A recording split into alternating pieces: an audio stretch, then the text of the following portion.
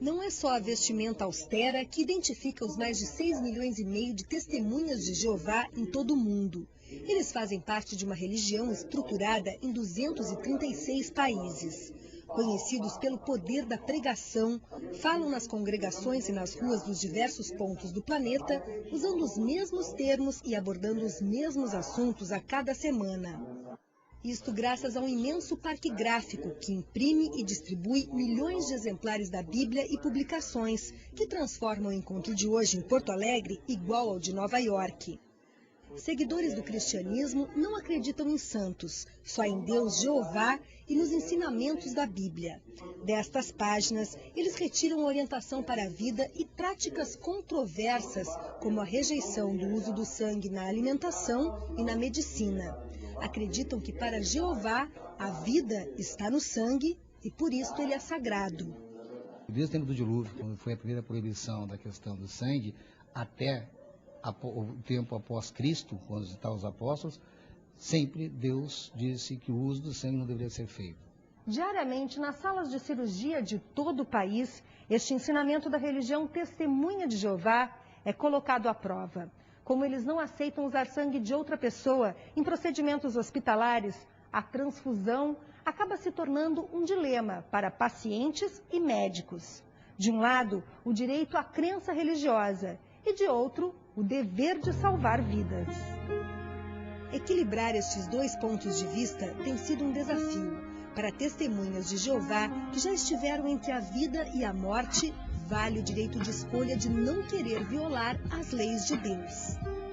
No pronto-socorro, eles me disseram que eu teria que usar sangue, porque eu estava em ponto de morte, vamos dizer, né? Eu só disse para ele que eu servia um Deus que é o dador da vida, né? E ele dá o sangue para nós também.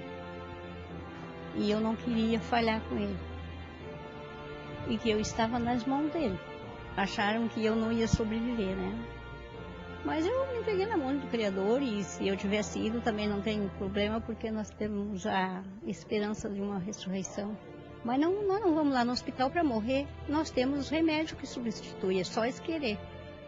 Mas os médicos não aceitam pacificamente este poder do paciente de decidir sobre a vida.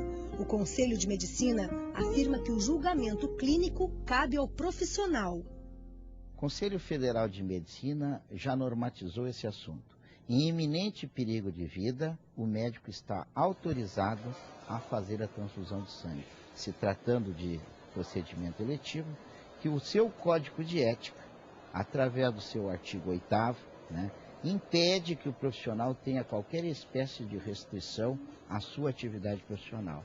Sendo eletivamente, o médico pode dizer que não irá atender o paciente, deixando que o paciente busque outra alternativa para o tratamento da sua saúde. Na prática, a orientação do Conselho de Medicina vem sendo questionada.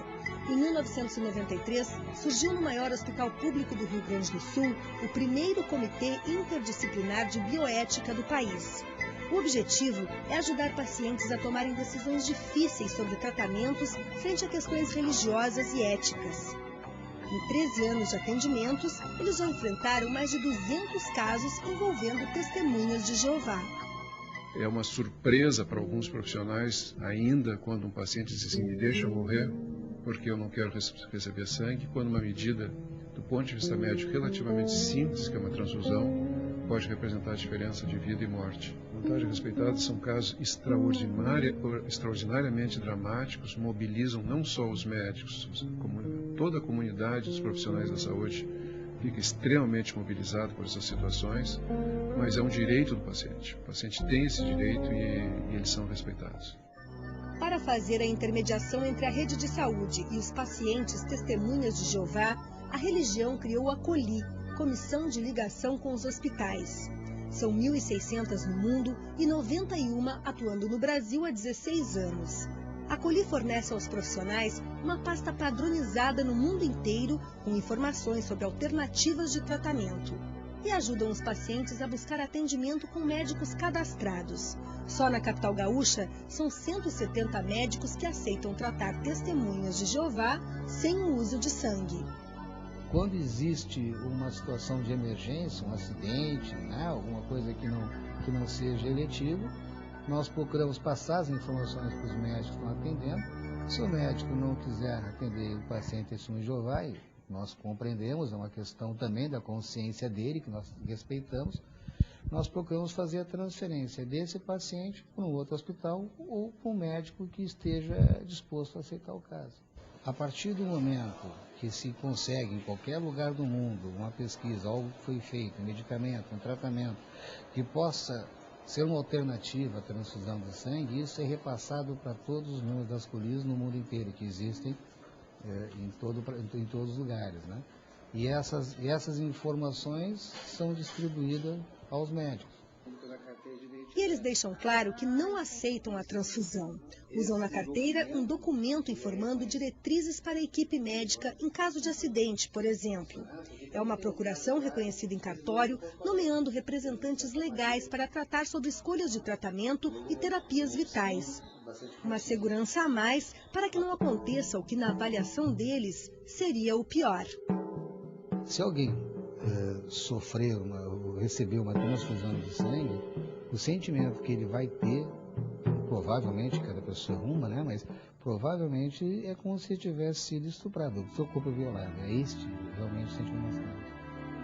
A discussão chega também ao judiciário. Na região sul, uma mãe solicitou ao Estado o fornecimento de um medicamento especial alternativo à transfusão de sangue para a filha menor. O Tribunal Regional Federal da 4ª Região entendeu que, como há risco de vida e a criança não é capaz para expressar sua crença, prevalece o direito à vida.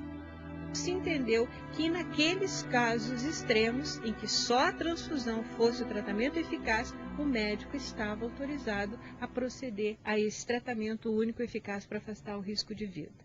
O embasamento ele surge direto do texto constitucional, né, porque nós temos um confronto, na verdade, entre dois direitos fundamentais que estão em xeque nesse caso concreto.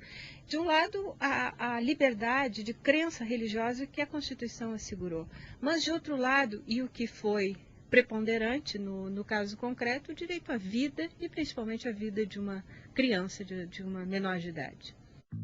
Nas questões religiosas, os limites entre o certo e o errado, o aceitável e o intolerável, a crença e a ciência estão cada vez mais tênues, como a linha que separa a vida da morte. O desafio para todos é aceitar as diferenças. Respeitamos essa religião, mas também precisamos agir de acordo com a ciência, né, e de acordo com os princípios morais que estão fixados no nosso Código de Ética Médica. O que passam de informação é que nós simplesmente deixamos nossos filhos morrer por causa do fanatismo. Não é. Se fosse, não procuramos atendimento médico. A primeira coisa que o Jeová faz quando tem um filho doente, quando nós estamos doentes, é procurar um médico. Nós aceitamos tudo que a medicina oferece, menos a transfusão de sangue